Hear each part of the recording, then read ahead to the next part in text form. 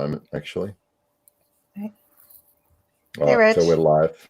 I see Rich. Rich is there. Yeah. Oh, yeah. Hi, Rich.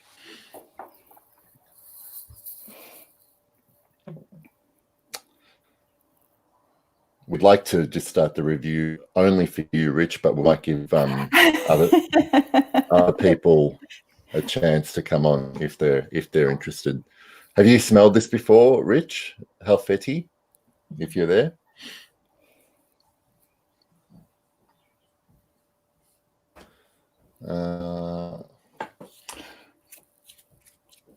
So I'm still yawning. I've been up since 4 o'clock in the morning. Oh, really? Oh, gosh. So early. I know. That must have been cold. See, the thing is, I'm an early riser too normally, but the last week or so, I wake up and then I sit in bed with my laptop or my book or something because it's too cold to get up. Yeah. All right. Well, you know what, guys? I might just start off. I'll talk a little bit about the scent, like do an introduction, just, facts and so on and so forth. So for everyone who is going to watch this and for the 7 people that are watching right now, Eve, Cherie and I all a few weeks ago decided that Halfeti from Penhaligon's was a scent that we could all easily acquire a sample of and do some testing. And it was an interesting choice, actually, because I'd never smelled it before. So this was released in 2015 under the Penhaligon's has got a couple of different collections. So this one was called the Trade Roots collection. And there's about, well, from the list that I wrote down, there's at least 10 in the collection, and they've all come out in different years. So they're not necessarily always named after a particular place, but they are significant for Great Britain's trade routes. For me, it was an interesting kind of inspiration to launch a whole collection from. Hi everyone that's joined. Sorry, we've got a bunch of comments all at once. So Hi guys. Hello to everyone. Hi guys. The perfumer for this one is a gent by the name of Christian Provenzano, and having a look at what he's done quite a few for Penhaligon's, a lot for Clive Christian, and a lot for Boadicea the Victorious, if I've pronounced that correctly. But other than that, I don't know many of his more well-known perfumes. So I'm gonna just spray a bit on my arm to describe the opening, and then I'm going to let Cherie and Eve talk about what they smell as well. I've got to say that when I first sprayed this on, it kind of took me by surprise because I didn't actually know what to expect, and I deliberately didn't look up what notes this had. And I don't know why, but I was expecting a rose fragrance, but really in the opening, the main things I get to my nose, I get quite a bit of saffron and this oud note that I have smelled in other like kind of Western oud style. So this is not a particularly like stinky or animalic oud to my nose. There are a couple of fragrances that this oud smells similar to, and I don't know if you guys have smelled them. Florist Leather Oud has a similar oud note. I haven't tried that. Calamat Black by Arabian Oud has a similar kind of oud note. To me, the oud is quite leathery, and to be honest, in the opening, there's not much else that I picked up. I got one thing that really frustrated me with this fragrance was I was getting these tiny glimpses of this beautiful kind of rose that would peek its head through every now and then, and it frustrated me because I wanted more of it, and it wasn't coming off on my on my skin. So, like, how did it open up for you guys? Well, I found it quite spicy in the opening. In fact, I might just spritz it on quickly again. So my initial impression when I first sprayed it on was, I thought maybe it's saffron, but for some reason I thought I could smell some kind of citrus, which was really weird, just for the first split second, and then that disappeared. And then I get this sort of pepperiness, and I think cardamom, because I really love cardamom in fragrances, and I'm sure there's cardamom in here. I get the same oud that you get, Pep. I get that sort of woody, leathery kind of oud. But then I also get, it smells like tobacco or something, like a dried tobacco leaf. It's kind of a little bit aromatic, and it really smooths out, because the opening is quite punchy to me and really, really spicy. And there's just something in there that's smoothing that out. It might be the oud, I don't know, but it smells kind of, so this is the fresh one. It smells, to me a little bit tobacco-y, but I don't know. I haven't looked, so I've been good, and I have not looked at anything to do with this, so I'm just totally. Well, I can tell you just on the note listing that I have read, there's quite a lot of notes, and I really don't smell a lot of them that they list. What about you, Eve? How does it come from? I try to avoid the notes or reading up on the notes. I didn't get any citrus when I first sprayed it, but it could be because it's been so hot here. So I might be missing some of the notes that you're picking up. But the first thing I smelled was this almost bitter tonka bean. I don't know if tonka's in the notes, but interesting. That's what I got. And I'll check for you. But it kind of changed on the day that I wore it. So some days it was more tonka bean heavy. Other days it was more the leathery oud. And like that was basically what I smelled.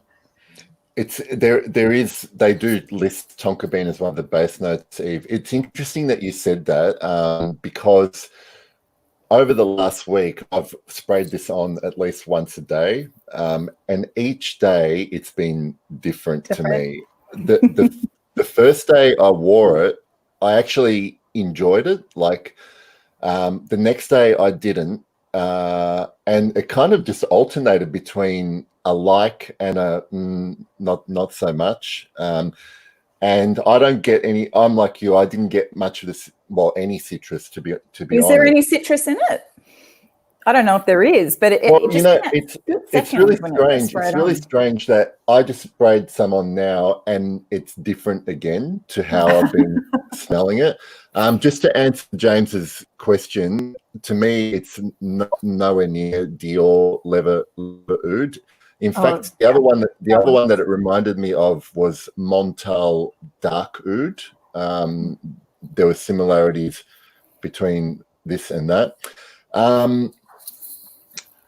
So as it develops from that opening, right, not much else happened on my skin. In fact, on my skin, it stayed pretty linear. But I will say that the first day I wore this, the one thing I liked about it was I was getting this very nice, almost buttery sandalwood coming through there was enough of that because I wasn't enjoying oud note, but I was really enjoying the sandalwood, and I just was kind of just thinking that if there was more of that sandalwood and then a little bit more of that rose, I would have really liked this. But like I said, from that opening, each day I've sprayed it on, the opening changes a bit, but then it does develop into this pretty much just this kind of balanced blended oud and sandalwood for the rest of the wear, and not much else happened for me. That's pretty much it. Yeah, I'm like you. I only got glimpses of that rose. In fact, most of the time I can barely smell the rose at all. And I was really surprised by that because I'd always been told that this was a rose dominant fragrance, and I didn't get any florals really at all, except for these tiny little glimpses. And then interestingly for me, I was really surprised because the opening is so punchy and spicy and it's not super sweet. And I quite like it, actually. I really enjoy the opening. But then in the dry down a few hours later, and it's a few hours in, but then suddenly it sort of goes sweet on my skin. And not that it's unpleasant. It's just that when it gets to that point, it wasn't really that interesting to me. It just smelled like a lot of other sweet dry downs. But I really enjoyed it, and I don't know, I really like it. I was so happy that we picked this because I don't think I really would have bothered with it, to be honest, because I already got a bottle of Cairo, and I thought, if it's rose, then I probably won't be that interested in it because I've already got a rose fragrance. But I'm actually really enjoying this. That's so interesting that you picked up a lot of spices because I'm not getting any on my skin.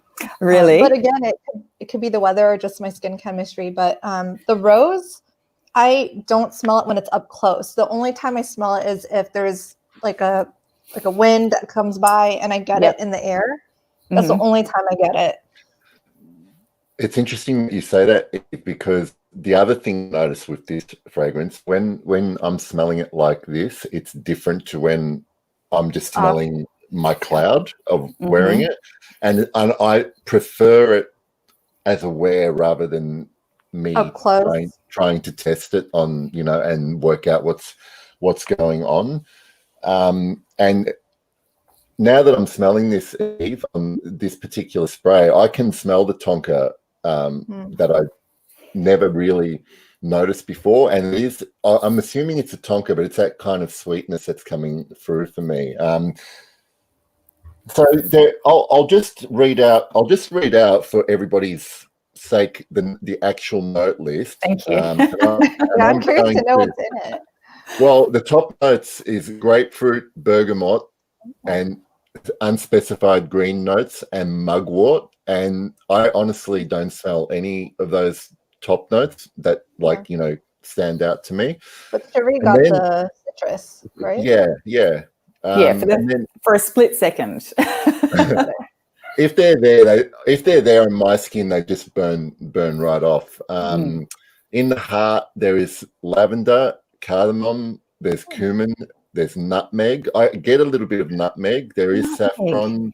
There's violet, there's cinnamon, there's rose, jasmine, cypress, lily of the valley. So there's a whole bunch of stuff they list in the heart. And in the base, there is leprechaun, there's oud, there's amber, there is other resins, cedarwood, patchouli, tonka bean, vanilla, sandalwood, and musk. So for me, of all those notes, the main things that I picked up were oud, sandalwood, a little bit of rose, a little bit of saffron, but they were the things that actually came out on my skin. Wow. This illustrates perfectly how things come off on different people's skin. Yeah, that's really interesting. So there's no tobacco in there in the listing?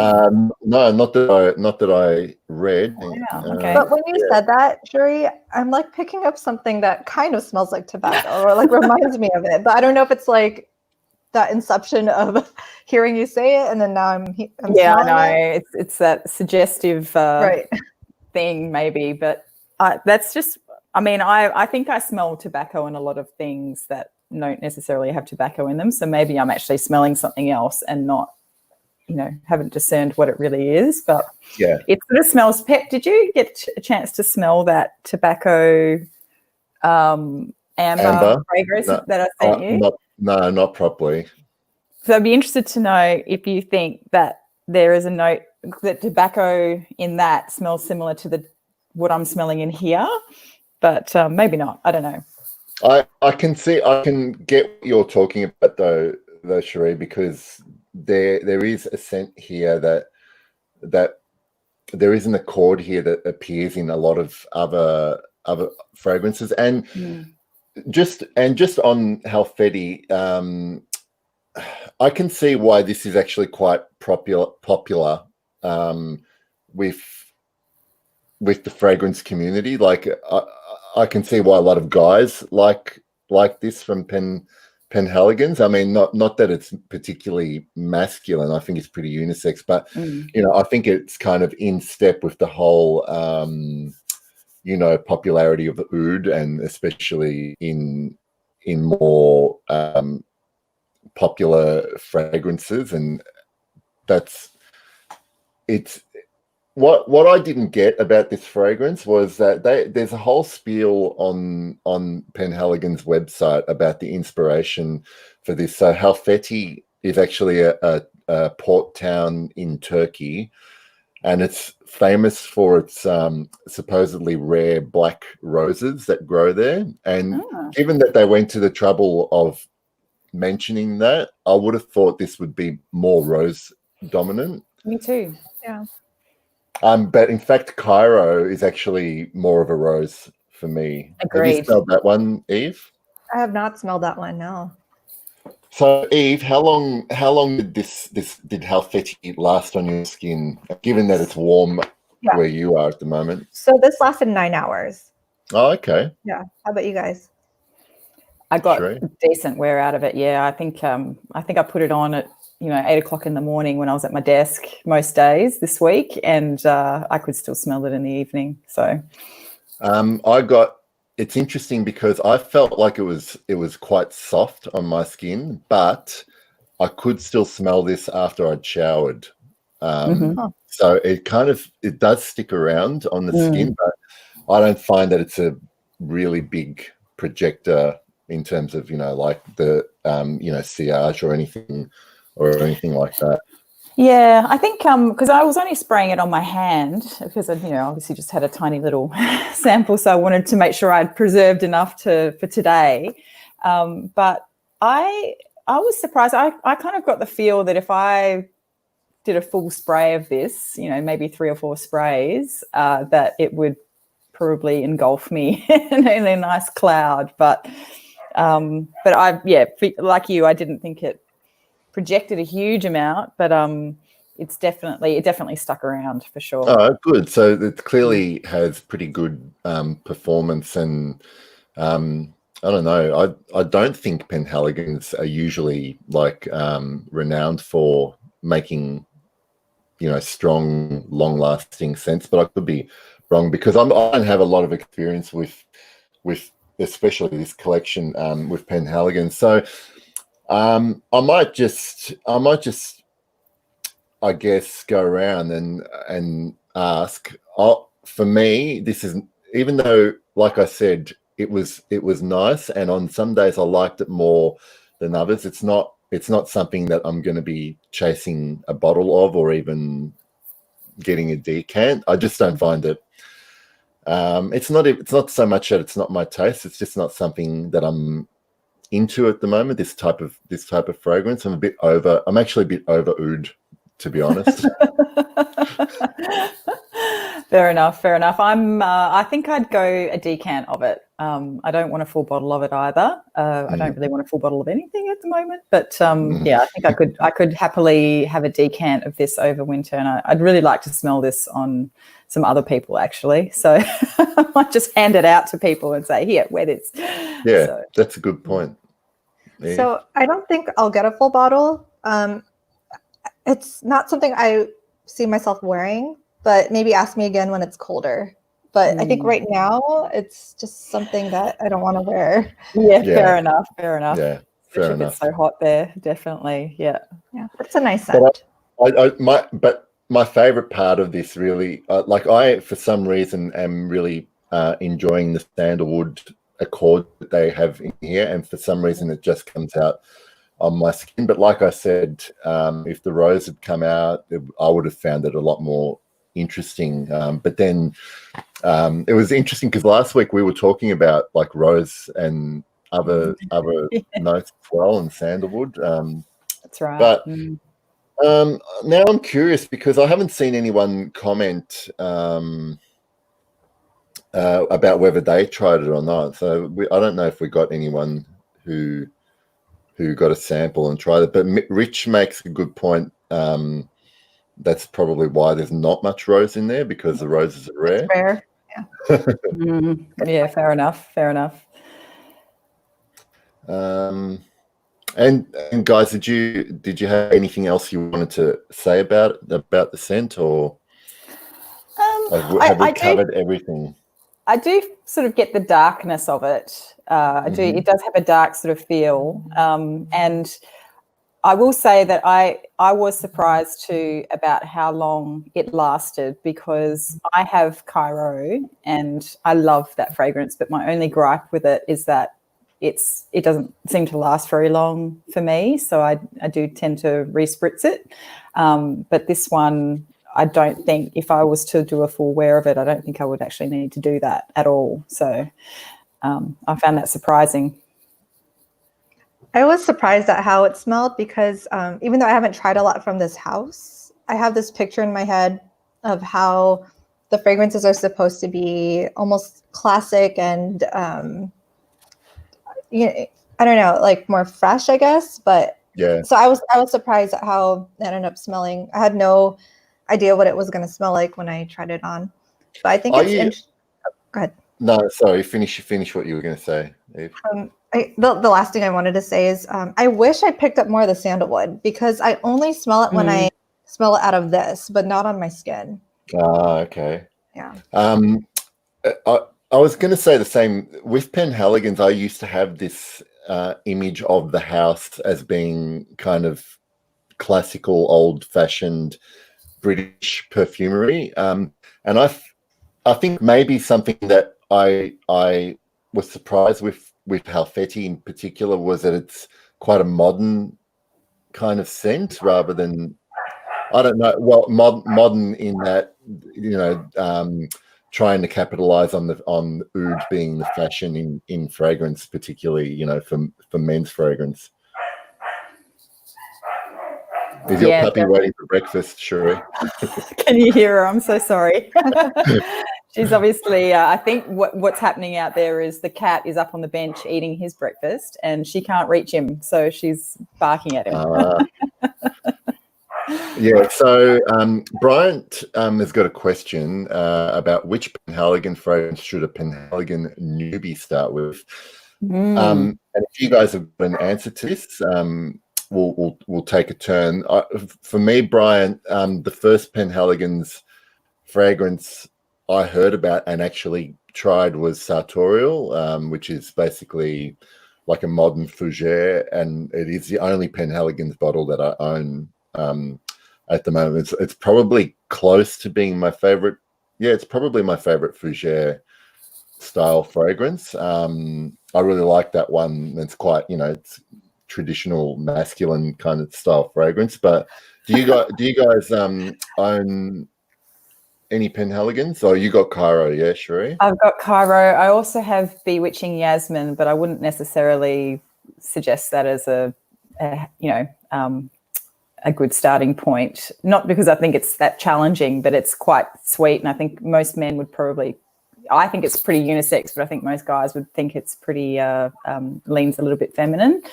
I haven't heard about Sartorial. I was about to say Sartorial is probably a good spot, even though I personally have never smelled it. I know that it's very, very popular and a lot of people talk about it. So, and it's a fougere. So, but I don't know. No, I don't think. I mean, Cairo is the only one that I own apart from Bewitching Yasmin. Oh no, that's not true. I do have Iris Prima as well, a tiny bottle, but that's definitely leaning on the feminine side. So probably not a good spot to start.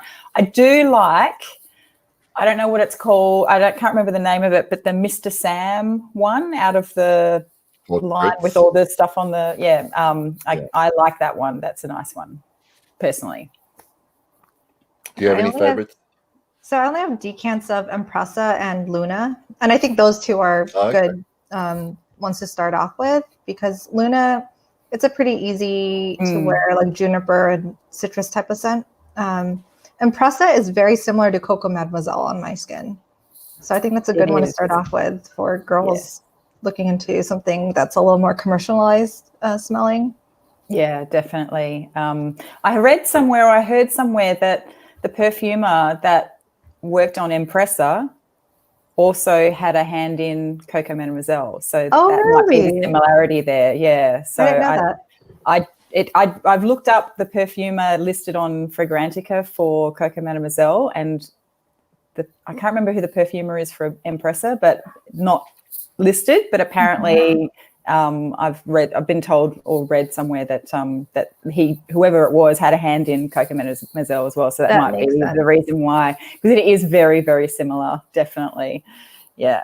So I will never own that for that reason, because I just can't do. I had Coco Mademoiselle years ago, and I loved it for a while, and then I just totally went off it, and I've never been able to go back to it. So, but yeah, really beautiful. It was beautiful at one point in time for me. So a couple of people have mentioned Endymion. I don't know if I've pronounced that correctly, but that's pretty popular with fragrance people, but I haven't actually smelled that one. The other one that I have tried from Penhaligon's is Savoy Steam, which is a more recent one, and I think from memory it was kind of like it had this weird cotton steam. It did have a steamy vibe about it, but I can't remember what the actual notes were that were creating that effect. But that one was a nice one for hot weather as well. Nice. We got Jacques Paul. What's because he was the one that did Coco Mademoiselle. Right. I think. Right. Okay. Maybe. Yeah. Possibly. All right. So we don't have any questions that we've missed or comments. I think we've probably talked about Halfeti enough. I'm going to just go around. We're going to go off topic now, and I'm going to tell you guys that I didn't buy any new bottles in May and June, but. Wow. but I have broken my streak, and I should be getting a new bottle in the mail in the next couple of days. So I got a couple of samples the other day of Bogue, Mem, and Mai, and I purchased a bottle of Mem shortly afterwards.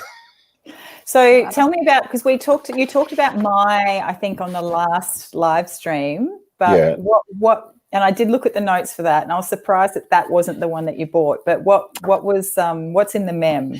Well, firstly, if I was going to blind buy either one of those bottles, I would have blind bought Mai based on the note pyramid and what other people have said about it. And Mem was still interesting, but I was more interested in Mai. But when I sprayed them on my skin, so Mem is basically, it's too simplistic to just call it a lavender, but lavender, it's built around lavender like I've never smelled lavender before. There's just so much going on and so much development, right? That I just kept wanting to smell it and see what it was doing, from 1 minute to the next. Okay. And the problem with Mai, for me, was I don't mind animalic notes, but there was a particular note that I was finding very grating on my nose, like it not in a screechy synthetic way, but I just kind of was a little bit repelled by something in it. And as it dried down, it got a lot better. But I have to like the opening as well. Yeah, of course. And it has to get better. So that's what kind of swayed me. The fact that Mem was, to my nose, a lot more attractive and interesting, and it got quite floral. So,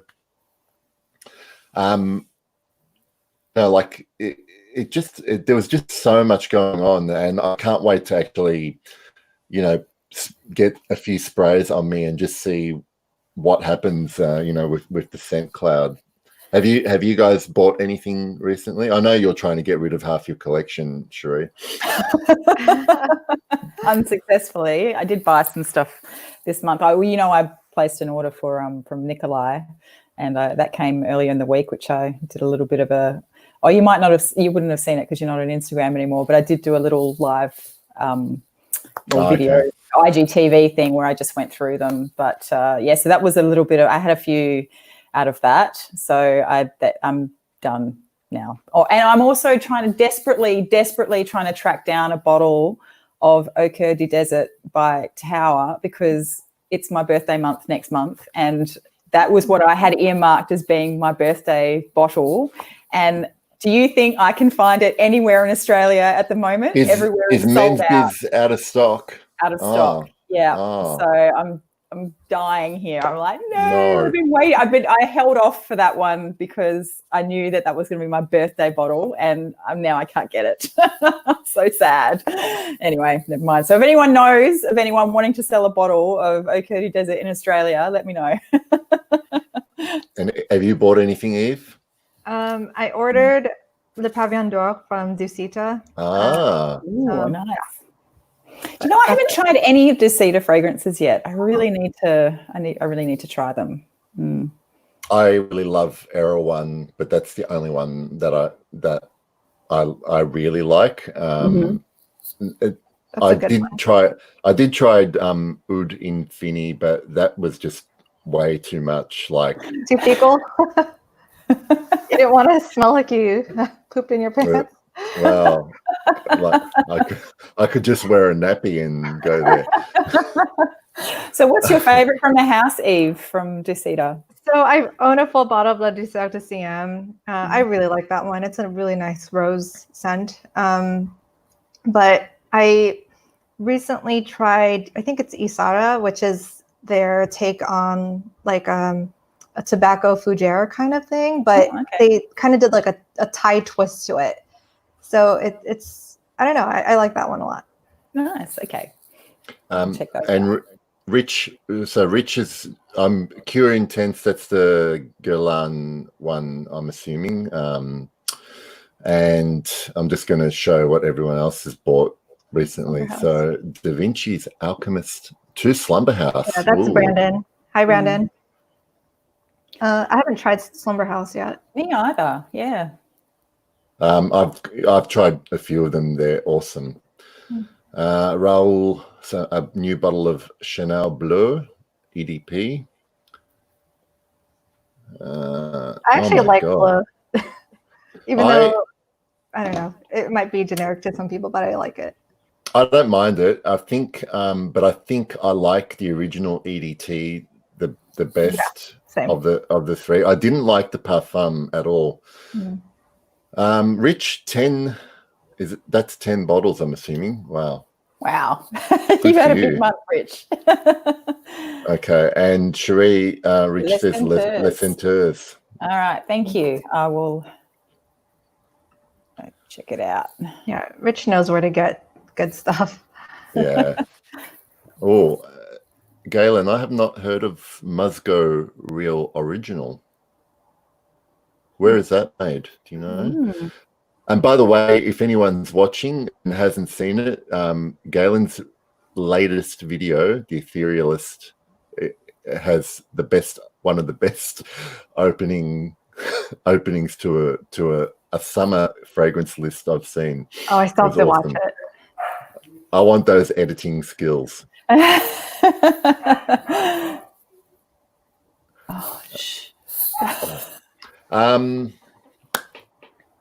Yeah, cool. I don't plan on buying anything else other than nothing else actually. I've been very good. And surprisingly, even though I'm still stuck at home and back working at home, I haven't been tempted to go online and just buy stuff just because it's on sale. But like you, and this is topical because of your video, Cherie, I still do want to reduce my collection, and I made good progress in January. but then you restock. But now, see, I got down to under 100 bottles, and I started the year with exactly 100, but now I've got 102 bottles. Oh, that's not too bad. You've done it's not too bad, well. but I'm going up and not down, which is what I want to happen. Yeah, I was having a conversation with someone the other day about this, and she was saying how, I really want a bottle of this and I want a bottle of that, and I'm going, why do you want bottles of all this stuff? And I said, because I have this issue where I buy bottles because I want to be able to spritz or spray with abandon and not worry about running out. But then I also have a fear of commitment to 1 cent per day. So I don't want to spray that much because I'm worried that in 4 hours' time I'm going to want to try something different. So I actually am starting to think that maybe I should only ever buy decants because at the moment I'm probably rotating through about 3 or 4 cents a day just because I'm at home all the time and I can. I'm not going to upset anybody by having clashing scents and whatever. So yeah, I'm actually in the point where it's nice to have the bottles, but I am never going to wear them that much because I rarely, unless I'm going out somewhere, and maybe it'll change once we're out and about a bit more, but God knows when that's going to happen. But unless I'm going out and just decide to pick 1 cent for the event, I just want to, it's a constant cycle of sampling new things for me at the moment. It's just like an addiction of trying to smell the next thing. So, do you count your decants on your spreadsheet? No. Gotcha. Do you wear more than 1 cent a day, Eve? I do. That's why I don't mind if something doesn't last very long, because I like to wear 2 to 3 cents a day. I just like trying out new things. Yeah. I'm an AM and PM guy as well. I've been doing that for probably a good part of a year now, and the initial motivation was just so I could rotate through everything I had, as well as try new samples. But now, and I only have a handful of things that will actually last me a whole day anyway. So but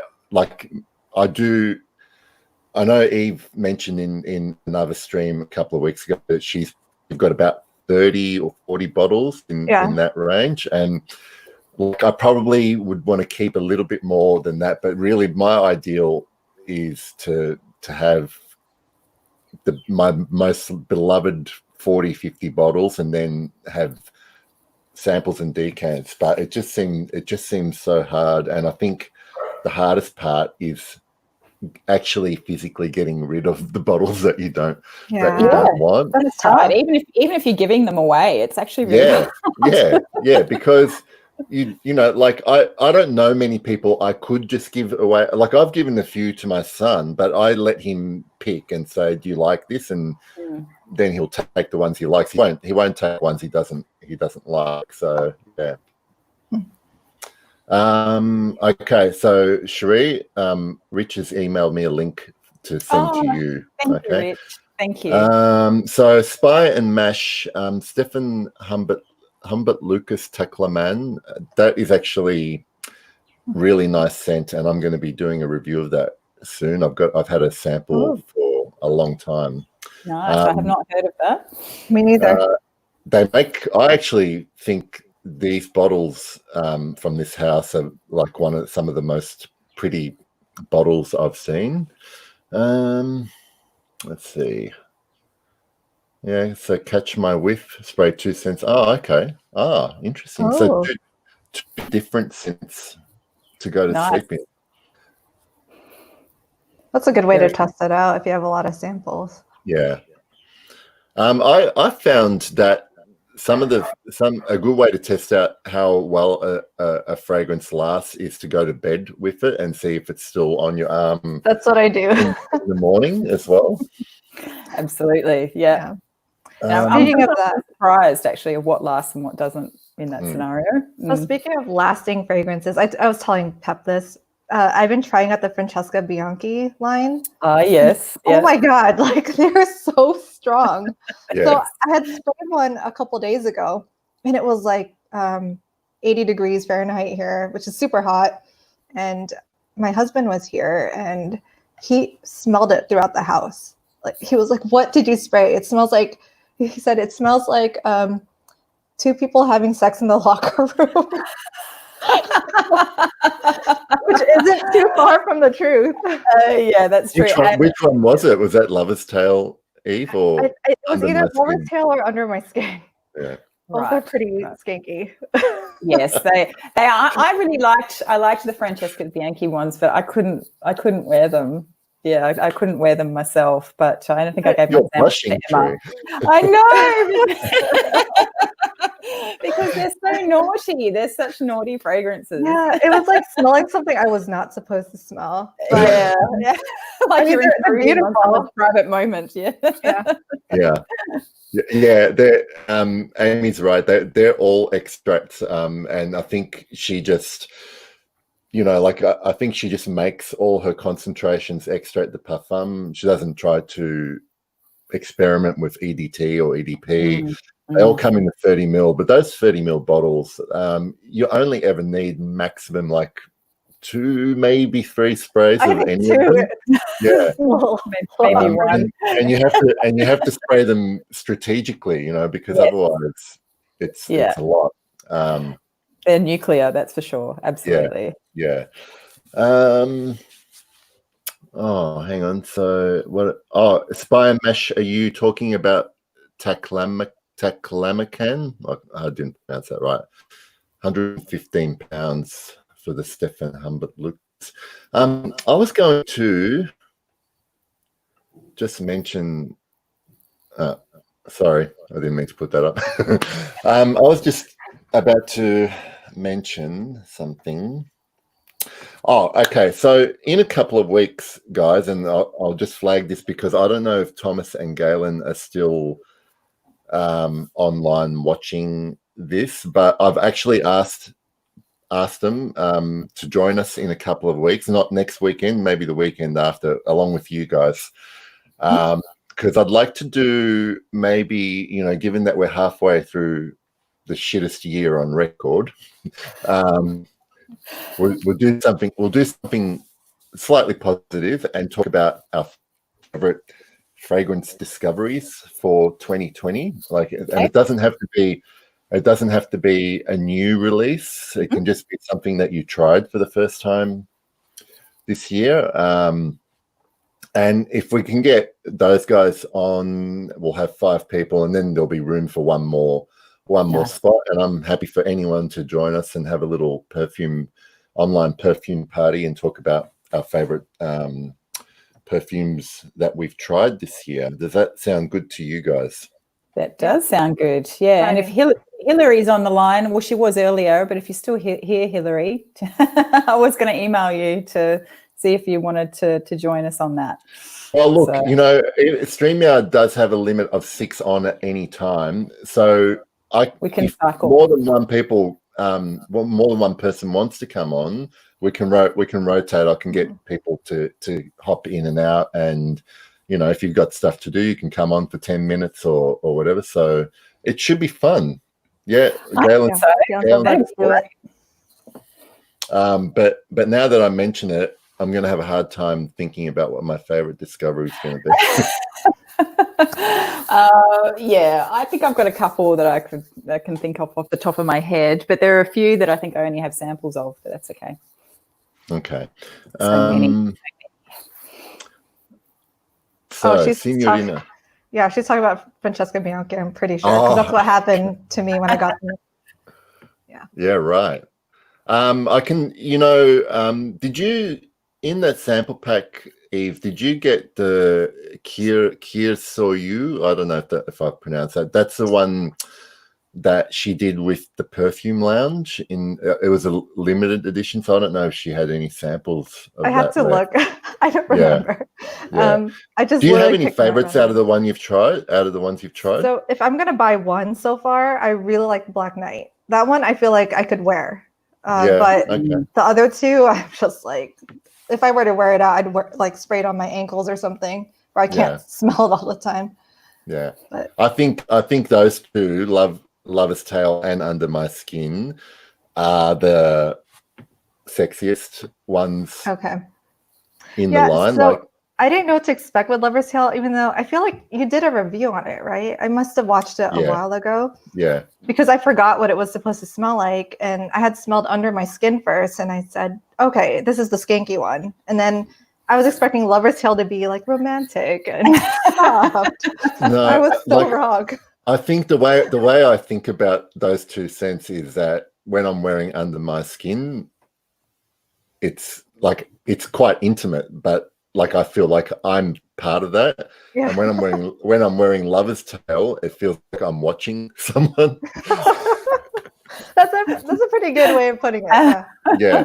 Pretty accurate. Like I feel a bit dirty at wearing Lover's Tale. Oh, that's gold. I haven't smelled Black Knight. I don't think Black Knight had been released at the time where I bought the sample pack ages ago. So that's one that I need to try. They have similar notes to the other two, but I just felt like it was a lot softer. It had more of the powdery orris, which I like. So I think that's why I preferred it. Yeah. Okay. Have either of you smelled Jungle Jezebel? No, I want Sarah to. Baker. I'm about curious. I'm about to get my hands on a sample of that. So yeah, should be Where did you find that? Well, Rosie ordered a bottle of Jungle Jezebel, so she's very kindly providing me a sample, I think, to cool, to have a sniff. So yeah, and then who knows? They're not available in Australia at the moment, so you still have to order directly from their website, unfortunately. Ah, okay. So Raphael says it's quite animalic, strong castoreum. Banana peel. Okay. That's such an interesting mix. Yeah, yeah. But well, I mean, jungle, I guess. I guess so. Yeah. There's a banana on the ground and some animals eating it, and. Yeah, I was really intrigued by it. It's a very interesting list of notes. And then a couple of weeks ago, I smelled Bana Banana for the first time properly. I think I've smelled it out of the bottle in the store before, but this time I actually got a sample of it and sprayed it on. And I quite liked it. I don't know if I want to go around smelling like banana, but I was just intrigued to smell it because the list of notes in the Jungle Jezebel was so interesting. I like Bana, but I was surprised at how much I liked Bana Banana, but it lasted like 15 minutes on my skin. Yeah, the banana, it disappears. Yeah. We'll just see if anyone's got any questions. Otherwise, we don't have to go, a particular length of time. But guys, that was that review. Doing that review with you guys was awesome. That was fun. Yeah, it was. It was really fun and interesting. So we will have to do this. Yeah, we'll have to do this again, I think. Absolutely. All right. We'll have to pick another one. Picking them is the hardest part, I think. Just to make sure everyone can get hold of it. And that sort of thing. Maybe if you two just keep an eye on what you're posting on Instagram and you notice that you've got something the same, then just let me know and I'll see if I can get a sample. I'm happy to do that. And I'm happy to review like a feminine fragrance, that most guys wouldn't wear as well. So actually I would find that more interesting, to be honest. Okay, cool. No worries. It's always fun getting guys' perspectives on that. So yeah, absolutely. It's weird though, Eve. I used to be when I smell fragrances that are marketed to women now, I'm just kind of trying to work out if I'd like to wear it, and I never think about whether I'd like to smell it on someone else, because that actually happens with a lot of fragrances that are marketed to men or unisex. Like, even though I don't like to wear them, sometimes they're things that I'd like to smell on somebody else. Okay, so Jungle Jezebel. Oh yeah, that's right. Right. It was Divine. That's why the bottle looks like that, Yeah. right? That's correct. Yes, the long eyelashes and the big wig. So I think Divine was in some John Waters films, if I'm not mistaken. Yeah. Has the bottle changed though? Was that a limited bottle? Because I think that was a limited bottle, because I think I remember seeing Rosie's post about her getting that Jungle Jezebel, and it was just a plain Sarah Baker style bottle. So yeah, they must have been limited. Yeah. Oh, that's what I've just remembered. What I wanted to say earlier when you were talking about the pressure of wanting to buy bottles, Cherie. I think when you're on Instagram as well, and I admit to feeling this, when you're on Instagram and you post regularly, there is like a certain pressure to have bottles to take pictures of. Yeah, absolutely. I won't admit it, right? But I know even though there's nothing wrong with it, I know that I was always less enthusiastic about taking a picture of a decant or a travel spray or whatever. Same. Because I was trying to get a nice picture of a bottle rather than talk about the fragrance as well. But I think that if you're quite active on Instagram, that can add to the pressure of getting a bottle instead of being happy with a decant or something like that. I don't know. Yeah, I think that's true, because I don't have a big collection, and so my posts are just like the same thing over and over again. But I do take pictures of samples sometimes, but it doesn't look as nice. Yeah, but the thing is, Eve, the thing is though you when you post a picture, you generally would describe the scent and say something about why you like it and stuff. Right. And there are those accounts that are just about the visuals and don't say much about the fragrance. And I wonder whether there is like a certain pressure to have the bottle, even if they don't really love the fragrance that much. But it's pretty to photograph. All right. Well, just see. I'm just going through the comments in case I've missed anything. Oh, do you guys like peach in anything? It depends. Yeah. I don't know if I've tried much with peach in it. Do you get the peach in Mitsuko? Don't you have some Mitsuko? I don't, not yet. Okay. I have some on the way. Okay, I'll tell you. There's a couple of fragrances where I like peach, and one of them is Histoire de Parfum 1969. That has a really nice peach note with dark chocolate and patchouli. But the best peach, boozy, like it's a boozy peach that I've ever tried, I don't have a bottle of it, is from Slumber House, and it's called Keist. So if you ever get a chance to sample that one, let me know what you think. All right. I tried 1969. That didn't work out for me, but I don't know if it's because of the chocolate and the peach together. I'm not sure, but one of my favorite peach fragrances is from Versailles, Tiandi. The peach in that is like this juicy peach, so I really like that. Oh, nice. Okay. Sorry, go on, Cherie. No, you go. Oh, so we recently, there's a store here that recently started selling Versailles, so like I might try and get a sample of that one too. Yeah, definitely. They've been on my list since I saw your reviews, Eve. So I'm sort of going, okay, I need to have a look at these guys.